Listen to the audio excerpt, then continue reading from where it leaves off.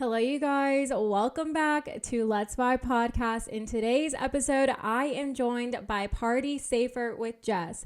She is a harm reduction TikToker that I stumbled across one day, and I absolutely love the content that she provides when it comes to harm reduction in nightlife and music festivals. So without further ado, let's vibe into today's episode.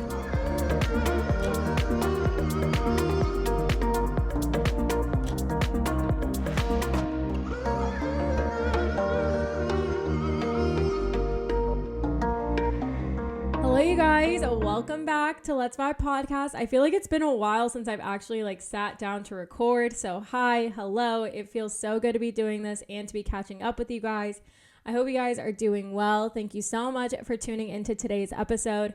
I am really excited to have Jess on just to share her expertise and knowledge about harm reduction. This is something that I really have been wanting to talk a lot more about on my channel and on my platform, just because with festivals coming back, I feel like people are going to potentially put themselves at risk by just jumping back into, utilizing substances at festivals. Before, I kind of took a stance on not really talking about it on my channel, but I felt like this is something super important to talk about because at the end of the day, these things are going to happen. So I really wanted to have someone on to share their expertise, talk about some myths and things like that. So we have an exciting episode ahead. But before we get into it, don't forget, rate, review, subscribe, share this with a friend, tag me on Instagram. I hope you guys have been enjoying the podcast lately. I have definitely been enjoying doing them. And especially with the topic of today, feel free to send it to someone, share it with someone. You never know how this information could help someone, especially in your rave fam, your festival family, whatever it may be. So to kick things off, I'm going to do a short and sweet vibe check, but we will just do our breathing together and check in just a little bit. I want to kind of dive into the episode right away, but I do have some things to catch you guys up on. So go ahead, get comfortable. We will go ahead and do our vibe check. For those that don't know, I typically do a vibe check at the start of my episode, just so I can check in with you guys, what's going on in my life and everything like that. So this week I'm going to keep it short and sweet, but what we start off with is doing 3 collective breaths together. So go ahead and close those eyes if you can. Get comfortable, and we will take that first inhale in. And exhale it back out. Second one in. And exhale it back out. Last one in. Hold it. Release in 3, 2, 1. Exhale it back out. So, the day I'm recording this, you guys, is the last day that I am 25. So, I turn 26 tomorrow, which is crazy, and I'm still reflecting about what a crazy year it's been, becoming self-employed, going through a pandemic, going through an election year, going through so many crazy things in this past year. And so today's my last day of being 25. My parents are in town, which is really exciting. There's just been a lot going on. Vibe with Aid had some insane growth because of Ubby Dubby, which was really awesome. That was just so great to see that content get appreciated after putting it out and stressing to put it out and everything like that. That was something really exciting for me this past week. I also launched group coaching for my coaching business. So if you guys didn't know, I'm self-employed as a life coach, as a marketing freelancer, and as a content creator. So I launched group coaching. I talked about it in last week's episode of the podcast, how to stop feeling stuck in life. And I already have a bunch of applications coming in, which is so exciting. I was only going to take 8 girls, but I might do a second group. So if you're interested in group coaching and coaching with me, definitely check out that episode and reach out to me. We can talk about it, chat about it, and everything like that. So that was exciting. And then leading up to my birthday has been really awesome, having my family in town. And I'm just kind of soaking all of that in. Wrapping up this vibe check, I do a song of the week. I have a Spotify playlist in the show notes for you guys where I talk about these songs that I've been jamming to, bumping to. But this week's a little different. I did put out a birthday mix. So I put out my 3rd mix on SoundCloud. It is the Booty Bumpin' Birthday Mix. Very excited about that mix. It has a little bit of bass house, a little bit of tech house, all the vibes, all the good things. And so I'm super stoked that that is finally out. So I will put the link in the show notes if you guys want to go check that out. It was a little more high energy, so I'm being hard on myself because I'm like, it probably could have been better. But progress over perfection. If I kept on trying to perfect that mix, it would have never gotten out. So there's definitely going to be some more mixes to come now that I'm like settled into my business and everything. I can find more time to mix, so there will definitely be some more on the way. So that's my song of the week. So that was a quick and short check-in compared to my normal check-ins, but I really wanted to get into the topic of today. I first found Jess, Party Saver with Jess, on TikTok. I can't remember which one it was, but I saw her content and it was all about harm reduction or things you might not have known about drug substances and things like that. And she has a really incredible background in a lot of this. And she talks about how she came to be in the rave scene and harm reduction and everything like that. And so I really wanted to have her on just as like, you know, let's talk about it. Let's have this conversation about it because we are all going back to festivals. And even when I was at Ubby Dubby, I saw a lot of people that were like, not okay, probably. They just seemed like they were just on too much of something. And I just really wanted to talk about it because I want to use my platform for safety, you know, for personal safety. And this is something that's going to be coming up as we go back to festivals of like making sure that you're not overdoing it and you're not overdosing it and that you're also like looking out for your friends and everything like that. A lot of our tolerances are not the same. And so just to dive right back in and using these substances like you were using them before is not smart at all. There's also rules of thumb for how long you should be between utilizing these substances just to protect yourself and your brain. And while these things can be a lot of fun, they can also be really damaging in the long term. And so I think a lot of us don't think about these things. And so I really wanted to have someone just to kind of like be like, hey, this is what's going on. This is how you can be safe about it and everything like that. So I'll let her talk more and we dive into a lot more. So without further ado, let's welcome Party Safer with Jess to Let's Vibe podcast. All right, you guys, today's guest, I am so excited to have on here, Party Safer with Jess. I came across her on TikTok and she has an absolutely amazing and educational TikTok for you guys that I think diving into festival season again, we are going to get you guys ready to go and feeling good so you guys can party and have a good time, but also stay safe. So without further ado, welcome Party Safer with Jess to Let's Vibe podcast. Thank you so much. I'm so excited to be here. This is my first podcast that I've ever been on. Oh, really? It is? Yeah. Oh, I'm so excited. I've been getting a lot of people. It's their first time, but through quarantine, I've just been coming across so many people. And so I was like, I want to have her on.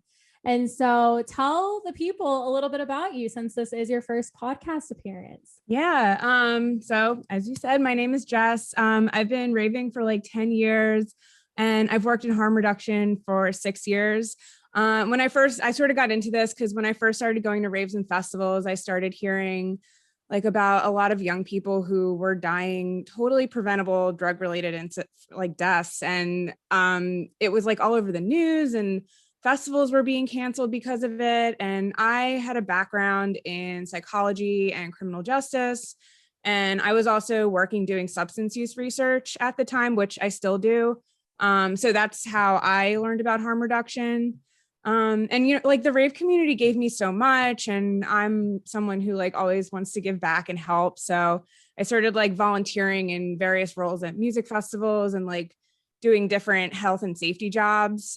So I volunteered with, and I've been trained by like different nightlife harm reduction organizations like Band Safe and the Zendo Project. And I've also volunteered directly with festivals doing like crowd monitoring and like water distribution, kind of like Insomniac's ground control, but I've never actually like done ground control, although I would like love to someday. And then I'm also like a big drug policy reformer. So I've volunteered and I advocate for like better and safer drug policies. I've been involved with initiatives to help get drug checking tools like reagent test kits and fentanyl test strips decriminalized or legalized in each state because they're actually considered drug paraphernalia in many states, which obviously causes lots of problems for like doing drug checking at festivals and other music events. And my love for harm reduction led me to wanting to get my master's in public health, which I just graduated from last April, like right at the beginning of the pandemic, conveniently. Thank you. That's awesome. And then one day, like during the pandemic, I was like, hey, events aren't happening and they may not be for a long time. And there's like still a part of me that is like itching to help people. So I started Party Safer with Jess last June, almost a year ago. And here I am. Oh my gosh. I didn't know it was like in June. I started in Yeah. April, and your following like was pretty big when I found you, I feel like. Did you feel like that Yeah. growth was pretty quick? It was insane. I downloaded TikTok, typical like millennial, like I thought it was stupid, and out of total curiosity and boredom, I downloaded it, and then I quickly got addicted to it. But I still never really like thought I was going to make content. But like as I was on the platform more and more, I actually started to realize like what an amazing platform it is for educating people. Mm-hmm. And like with events not happening anymore, like I said, I was sort of like missing that part of my life. And I also noticed like there weren't really any harm reduction educators on the platform, and none that like centered partying and nightlife. So yeah, I started it in June. Never really thought anything would come of it because I've always been like really bad at social media. Like I don't even have that many followers on my like personal Instagram account.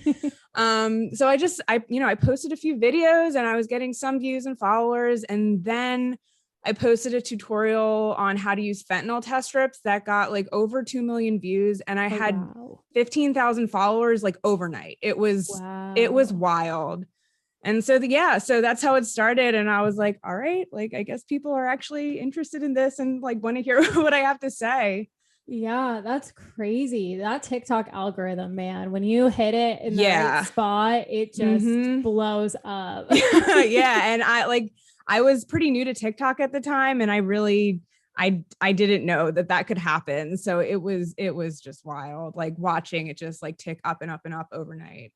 Yeah, that's so, so awesome. But Yeah. before we dive in, I do a vibe check with my guests just to check in. I do it with my audience as well. So, with everything going on, how have you been doing lately? Yeah. To be honest, I'm on the upswing. I've had a really difficult last few weeks, just like dealing with like anxiety and some personal things, but Mm-hmm. I definitely feel like I'm on the other side of it now, and things are looking up, and it's okay to not be okay. We all feel like that sometimes. So, I want to be transparent about that and hopefully normalize it. Yeah, totally. What are some of the things that you do to kind of bring yourself back up on the upswing? Yeah. I recently got into meditation. Ooh. I don't do it as much as I feel like I should, but that I feel like has just really helped me tremendously with my anxiety. I try to exercise. Sometimes that can be really hard when you're down. But I try to just do like little things to just get myself back Mm-hmm. into a routine.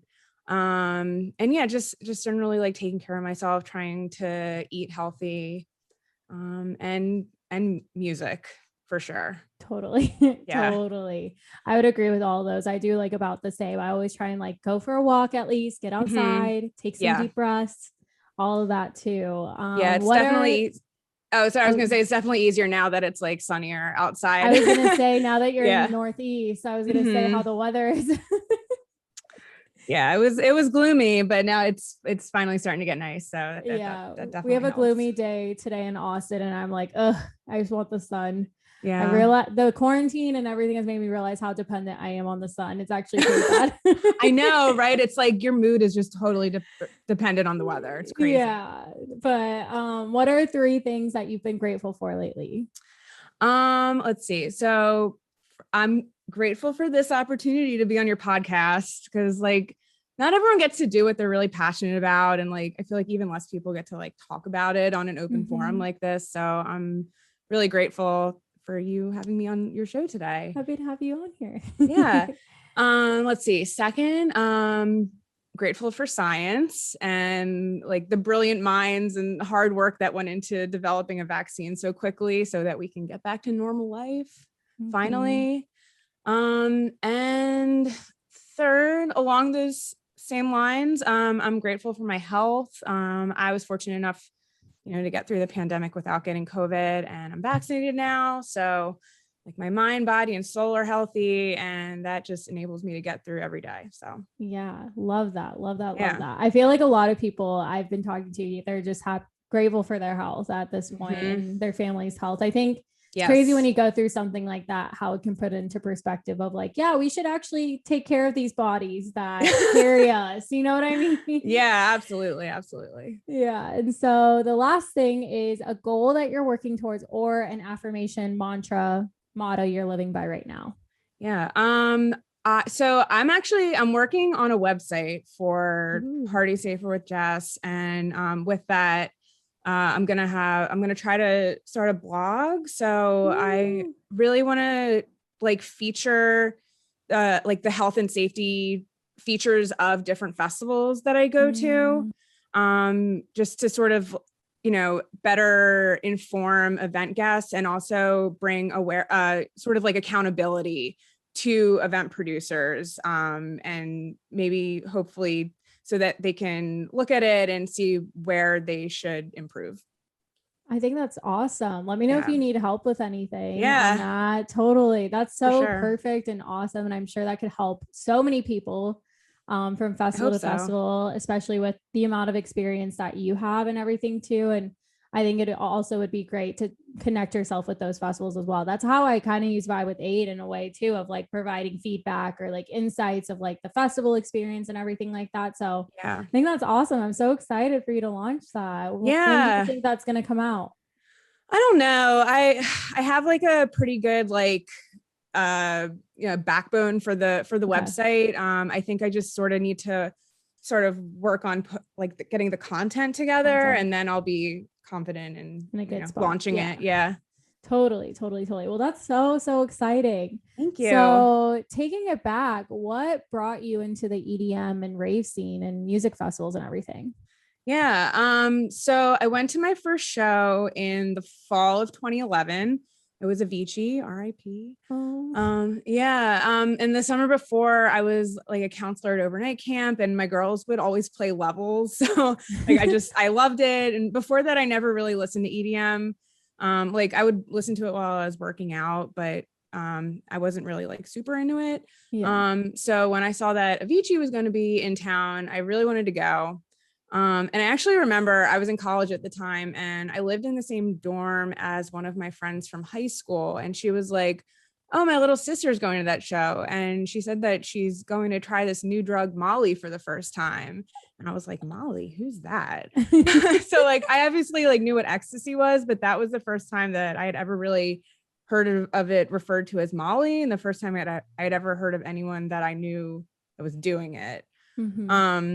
Just a little anecdote. And so anyway, I went to the show, and I had a great time, but I wasn't really like fully immersed in the rave scene yet. So like over the next few months, I sort of got like into the rave subreddit, and like I joined a local EDM Facebook group.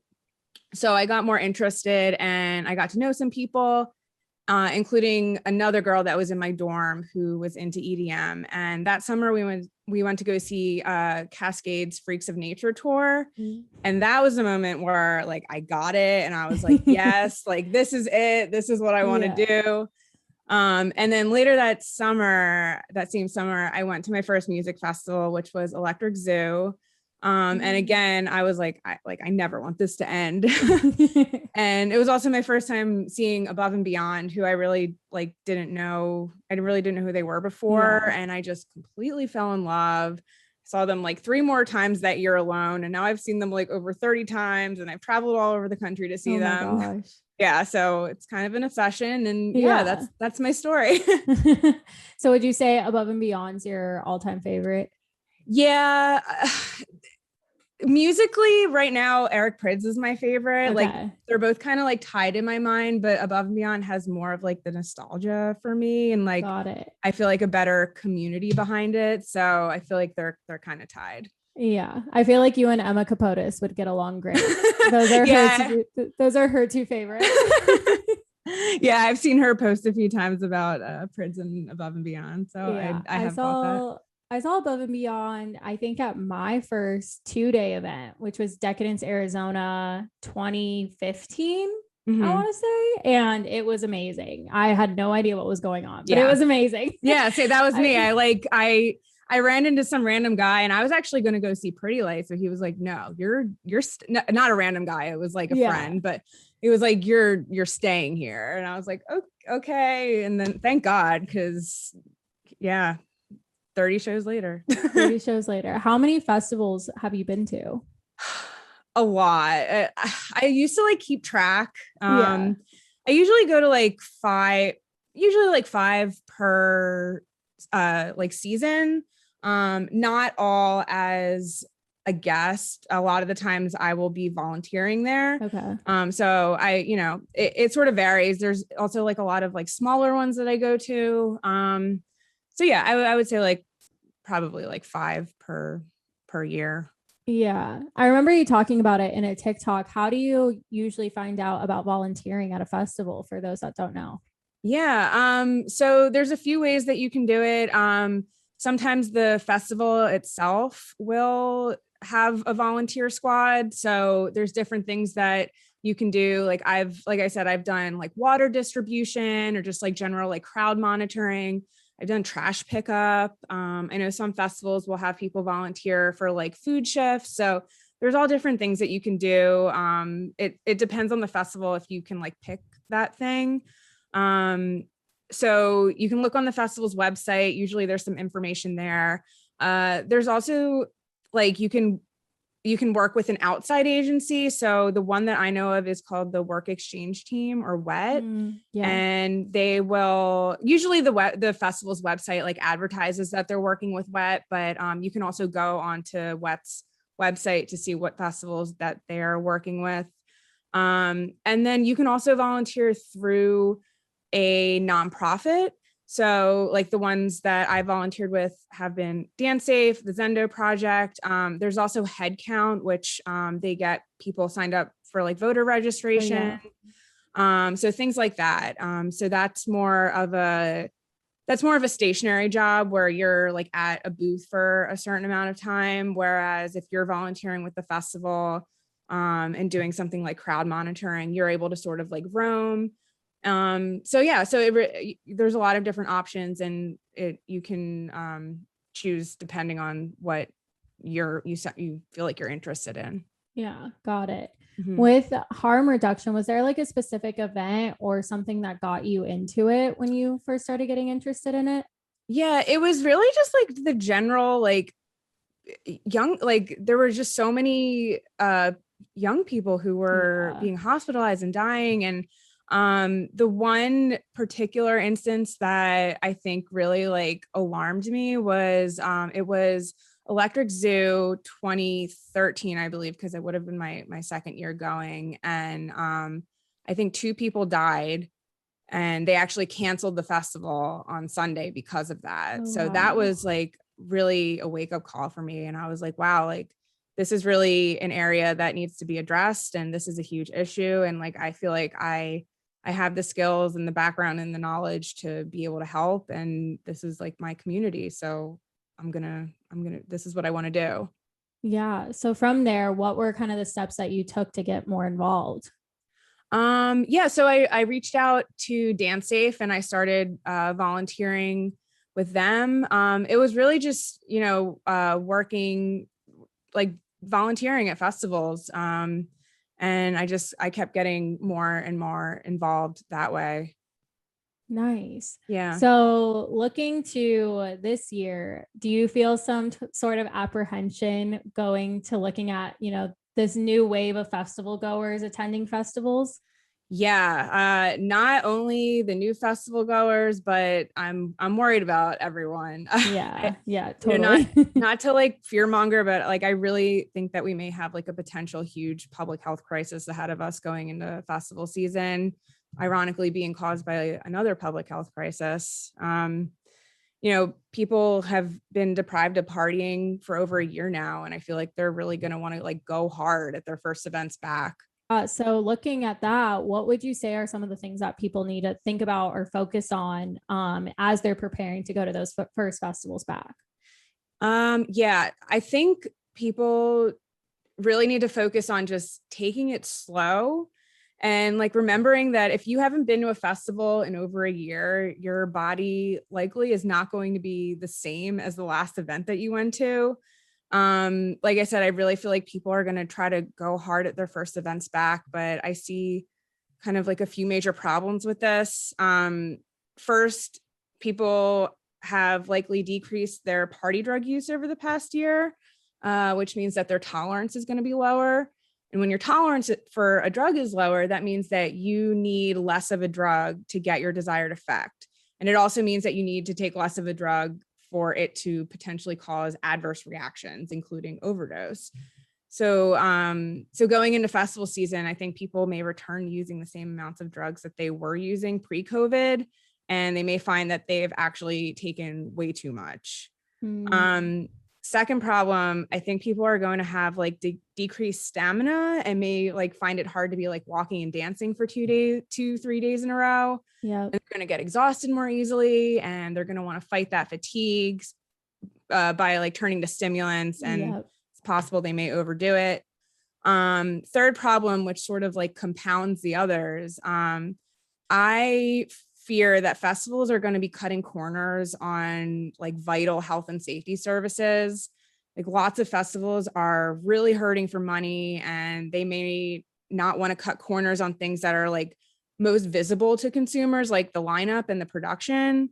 And also I'm not exactly sure how festival budgets work, but if there's like a line for health and safety services, some of that money may be going into things like COVID protocols, which, like, don't get me wrong, is like necessary, but it may mean that money is being diverted away from other services that could address drug use.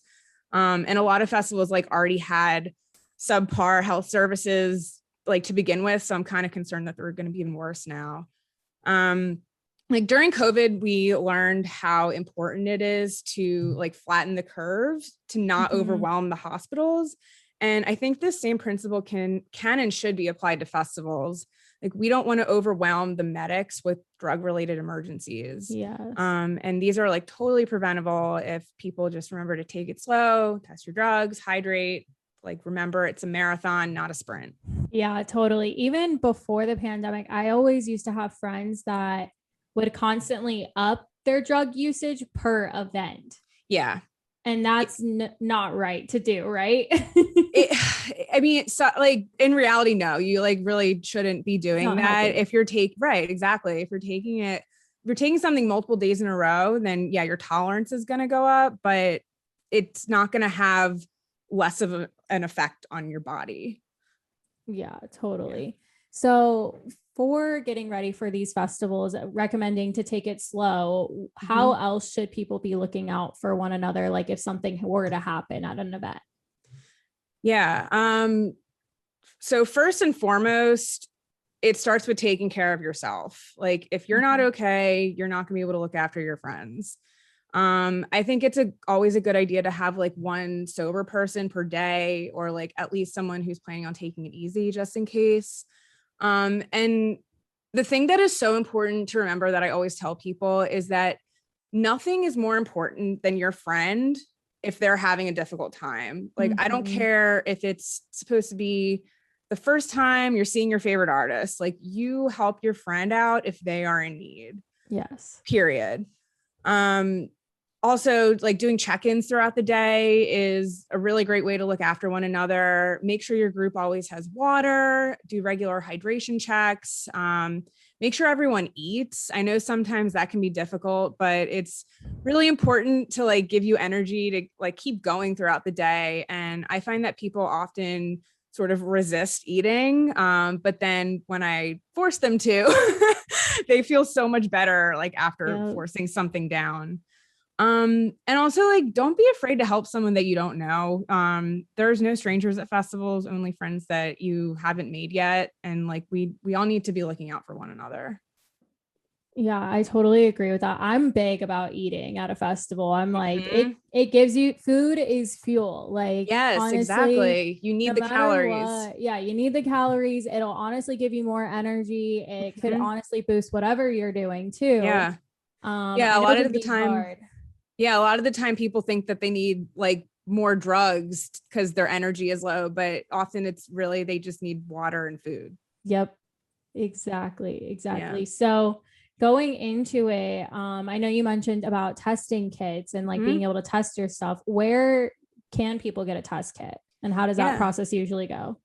Yeah, there's a lot of great options out there. Personally, I might be a little biased, but I recommend DanceSafe's test kits. They're a nonprofit, so all of their profits go right back into helping the community. And I also find them to be like the most transparent about the limitations of the test kits. So you can tell that they really just like want to help and they aren't just in it for the money. You can go to their website at standsafe.org. And then in terms of like choosing which test kit is right for you, there's lots of different options ranging from like $20 to $100. I see a lot of people wanting to purchase like a single reagent bottle because it's the cheapest option. And it's better than not testing at all, but if you can afford it, I do recommend getting more than one because some substances can have like similar reactions. And then the more tests that you do, it will help you narrow it down, like a process of elimination. So at the highest end, there's an 8-panel test kit, which can help you test for like pretty much any drug. I really highly recommend getting this if you can afford it, because it's going to give you like the most information about the drugs that you're testing. And also you get like 50 or more tests out of a kit or about 1 year of use before it expires. So you could go in on a kit with like some friends and split the price easily. Oh, Yeah. Yeah, for sure. And then if you want a little bit of a cheaper option, but you still want to be able to test for like multiple drugs effectively, there's a 5-panel test kit, and this just leaves out 3 reagents that like aren't as necessary. And then if you're only planning on like if you know that you're only planning on testing one drug like Molly or cocaine, there are test kits that include reagents that are going to be like the most useful for testing those specific drugs. got it. Yeah, I have heard that the quality of the drug supply right now is pretty poor. So having a test kit this year is going to be more important than ever. Yeah, I've been seeing some stuff go around on like Twitter alerting people of like some Molly that was laced with fentanyl, and like Yep. it was like this reddish color, which I thought was like that doesn't sound right. Yeah, that sounded very off to me. And so there was also another thing that you brought up on your TikTok about how long should you wait between certain substances and festivals that I thought was really interesting. Can you talk a little bit more about that? Yeah. So the main one where there's like a rule of thumb is MDMA. And the rule of thumb is if you're a regular user to wait 3 months, if you want to continue to have the same positive effects over a long period of time. Taking MDMA too frequently can actually result in the inability to feel its positive effects. And then the more often you take it, the faster you're gonna like lose the magic. And you also need to give your brain some time to replenish serotonin, which could take like 1 to 3 weeks, or else you're going to have diminished effects. So yeah, I know a lot of people who will like take it back-to-back days in a row at a festival, and it's really not a good idea to do that. And you're going to have diminished effects anyway on the second day. Yeah. Is there anything similar for like tripping at a festival or anything like that? Yeah, so there isn't like a rule of thumb like there is for MDMA. I've seen different people say different things. Personally, I recommend tripping like no more than a few times per year just because of how intense it can be. But if you do want to take acid multiple days in a row, it does have like rapidly diminishing returns. So one tab on day 2 will have reduced effects compared to day 1. Gotcha. And I think there is also another thing that we could say about, I know you said that you deal with anxiety and other people also deal with mental health issues. And the severity between taking these drugs and having mental health can be pretty damaging as well, right? Yeah, if you're not like taking care of yourself and sort of spacing out your use, these drugs can definitely have a negative effect on your mental health. I mean, even with MDMA, if you're taking it multiple days in a row, you're taking it too often, even if you don't have mental health issues, that can bring about depression. And you know, psychedelics there's some speculation that it may bring about psychosis and like schizophrenia if someone is already predisposed to it. Yeah, totally. And so we're not trying to cause any fear here, you guys. We're just trying to inform and harm just reduction. let you guys know. Yeah, we're just trying to make sure that you guys are safe going into festivals, because I've seen it a lot with some of my friends who take these drugs back to back days or feel like they need to up their tolerance each time that they do it. And then I see them the days after and they're just completely low and just not feeling it. And they're wondering why that is. And it's like, well, you took all those things. Burn through all your serotonin. Yeah. Do you have any advice for like talking to a friend about certain things like that and having those conversations with your friends? Oh, that's a great question. I think just coming at it from like a caring way, you know, not being concerned about them, but maybe saying, you know, I've noticed that you've been feeling a little bit down lately. Like, do you think there's any reason for that? So sort of talking about their mental state instead of like the drug use. I think that's a less like threatening way to go about it. Yeah, coming at it more from like a place of love and caring. Exactly. And just like looking out for them. Totally. Right. I totally agree with that. Because I've even had that time where I'm like, I don't want to be the party pooper of the person, but like I also want them to be okay and to be safe. Yeah. So I've even had times like that. So we've talked about like preparing for the festival, getting tested, being at the festival, things to do. Now recovering from the festival is something I get asked a lot about. And I want to know your tips on recovering from a festival that you've seen or that you've done. Whether you've seen people, you know, take stuff at festivals, what do they do to kind of help themselves, or also just preventing yourself from getting sick too is a big thing as well. Totally. Yeah. I know people really don't want to hear this, but festival recovery starts at the festival. Make sure that you are taking care of yourself and getting enough sleep. That is so important. Often sleep deprivation is the reason why you feel crappy after a music festival, not actually like the come down. So if you can take a day after you come home off from the festival so that you can catch up on sleep. In terms of like staying healthy, taking supplements is a great way to do that. You can take like immune boosting supplements like vitamin C. And if you're rolling, you can look up like supplement regimens to reduce neurotoxicity and like reduce the negative effects of a come down. Keeping up with personal hygiene is really important. Like nothing makes me feel worse coming home from a festival than being like covered in like dirt and sweat. It's the worst. So just making sure that you're washing your hands or you're like using a lot of hand sanitizer, showering, brushing your teeth, etc. I always recommend stretching before, during, and after the festival. Like you are literally exercising for hours on end, and like your body needs to stretch to prevent soreness and injuries. A lot of festivals will offer like yoga classes, so you can take part in those.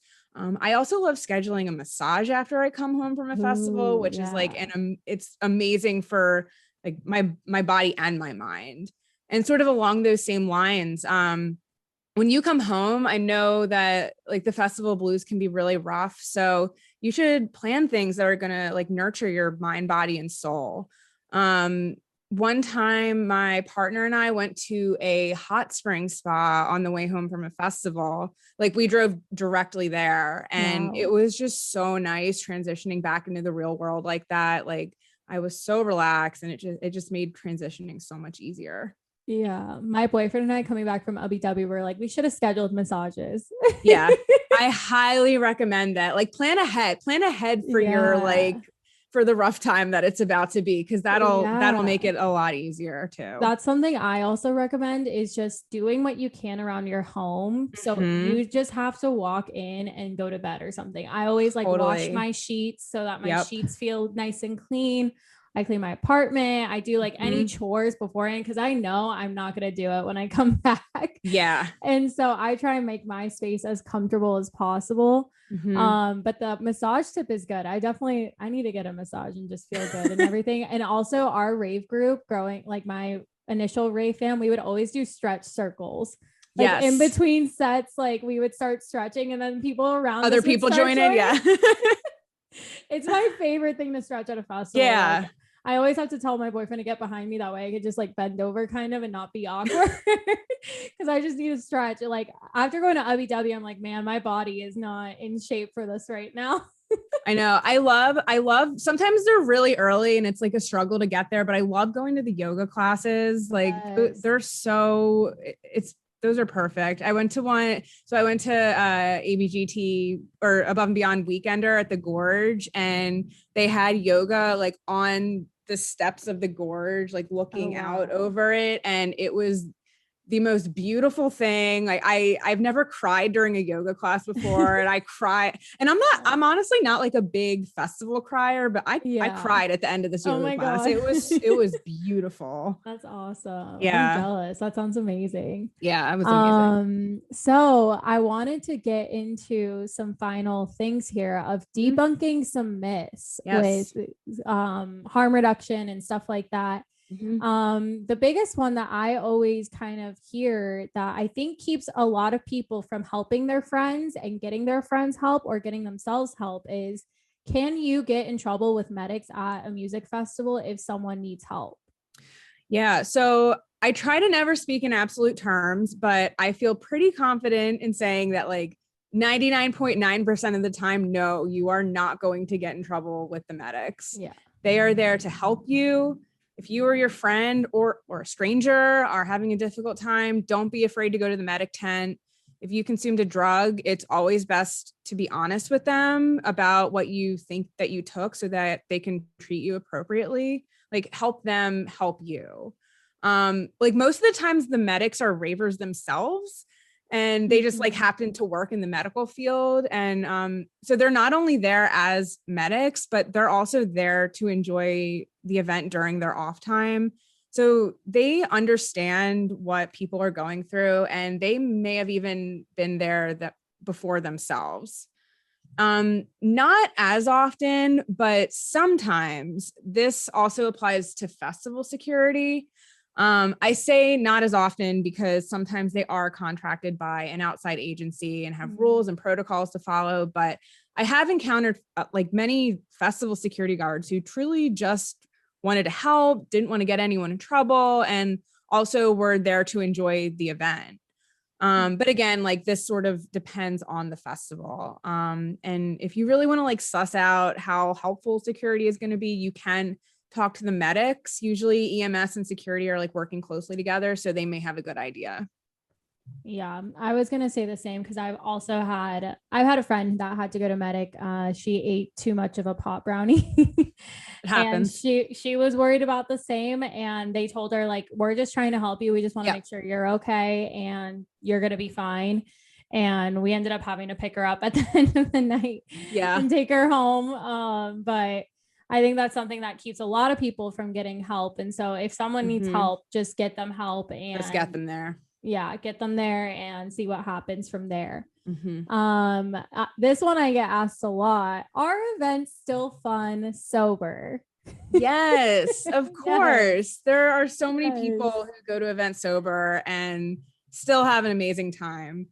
Like, I get it. I have social anxiety myself, and going to an event sober can be really intimidating, but festivals aren't like the real world. There really is like a magic in the air, and everyone is just so welcoming and kind. And you may even like find yourself coming out of your shell a little bit. Like I know I do. And I feel like I turn into a completely different person at festivals. And sometimes I get home and I'm like, who was that? Like, can I be like that all the time? Yeah, totally. Yeah. So like if you're a new person at a festival in the rave scene, like, and you've been thinking about trying it out, but you're like intimidated because you think everyone does drugs, like that is far from the truth. Yeah, so far from the truth. It is very fascinating. I will say it's quite the people watching show to be sober.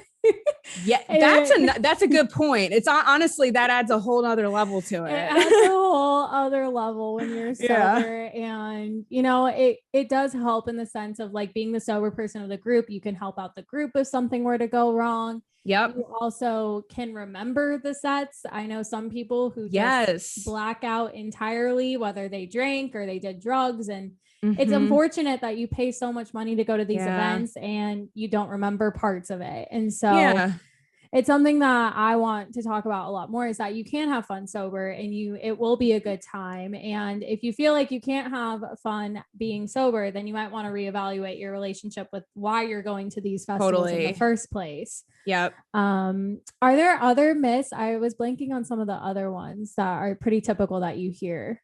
I feel like I had another one sort of related to our event Still Fun Sober, but I'm sort of like blanking on that now as well. It's all good. I'll think of it later. I feel like those are the two main ones that kind of come up, is like, and we talked about a lot between, spacing out certain drugs that you take and those kinds of things. And so looking ahead, I know you were starting to talk about your concerns with festivals being able to provide certain services based on budgets and things like that. But do you think, as we're kind of entering a new wave of, going to music festivals, that they're going to start prioritizing harm reduction a little bit more? Or does that kind of dependent on where the US is with more of those policies? Yeah.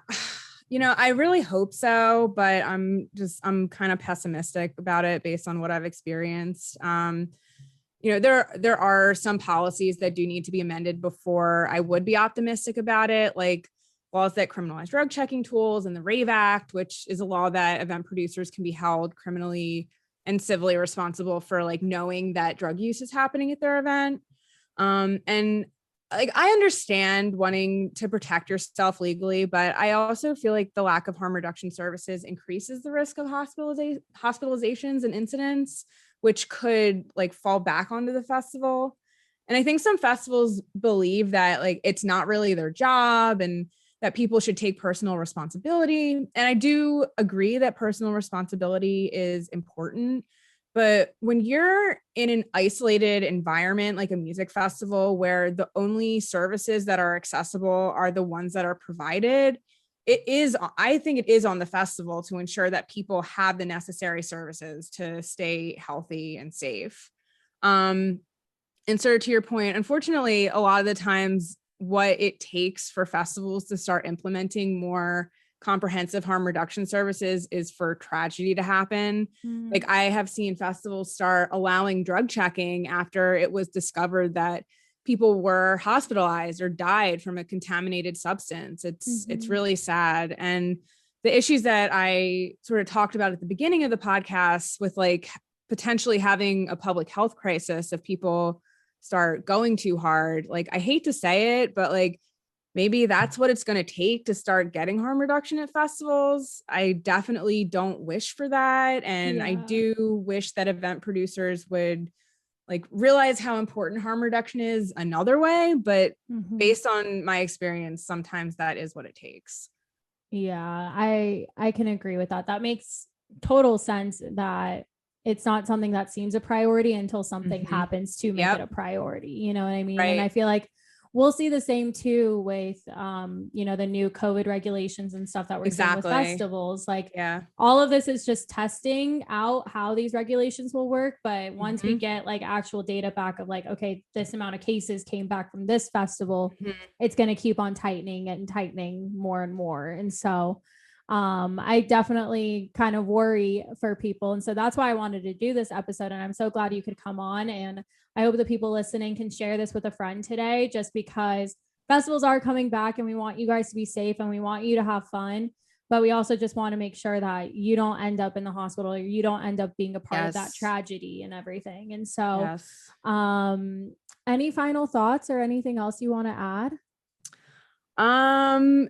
No, this was really fun. I'm really glad that I got to do this, and I hope, people take some of these suggestions to heart. And like I said, take it slow, guys. It is a marathon, not a sprint. There will be more festivals, and you want to be able to be there for them. So take care of yourself.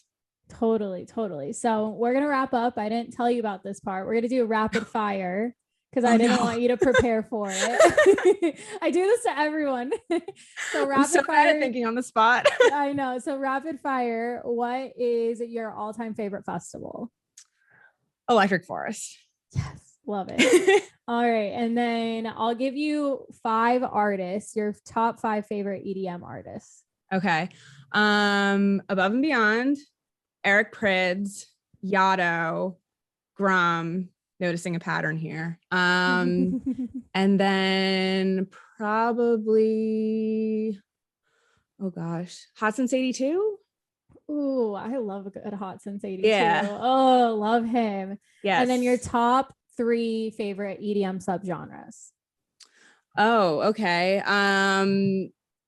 So subgenres. So I guess disco house, trance, and melodic techno. Ooh, love that. Yeah. Your go-to festival item that you always bring with you. Probably my Camelback. Yeah. Yeah. Gotta stay hydrated. Oh, Yep. that just reminded me. Oh, of the one myth. It's not a myth, but I guess it's a truth. Can you overhydrate while on Molly? Yes, you can. It's called, I'm gonna butcher this, hyponatremia. It's when you're the water in your body, and I'm not a scientist, I'm sorry if I'm explaining this the wrong way, but your body basically has a certain amount of sodium that it needs, and if your body gets oversaturated with water, like if that sodium gets depleted, that can cause issues, and that can happen more easily when you take MDMA. So when you're taking, honestly, even if you're sober at a festival, you should be consuming electrolytes, which has sodium in it, or it is sodium. So you can replenish the sodium in your body, and this, it gets, it sort of comes out in like sweat and things that you do. So things like Gatorade, there's like Powerade, stuff like that has electrolytes in it. And then there's also the little packets. There's one called Liquid IV that I really like. So make sure that you're drinking electrolytes throughout the day, and make sure that you don't drink too much water. Awesome. That was what was on my mind. So I'm glad you said hydration, because I was like, yes, that's what it was. And then the last one, just one festival tip that you would want to give to people listening. Test it before you ingest it. Ooh, good one. I love it. And then finally, just tell everyone where to find you at. Yeah. So you can find me on TikTok and Instagram at Party Safer with Jess. My DMs are always open, and I try to answer questions, but sometimes life happens. So just bear with me, and I will get to your question, but I do want to hear from you. Awesome. And then stay tuned for her blog, you guys. Whenever it's up, I will definitely blast it out to the people. So definitely keep me posted on that. Jess. Thank you so much for coming on today. It was so great to meet you and talk to you. You too. Sit tight, Vibe Tribe, and we will be right back. Thank you so much to Jess for coming on Let's Vibe Podcast. I hope you guys enjoyed today's episode. Definitely go check her out. I will leave all her info down below in the show notes for you guys to go find her.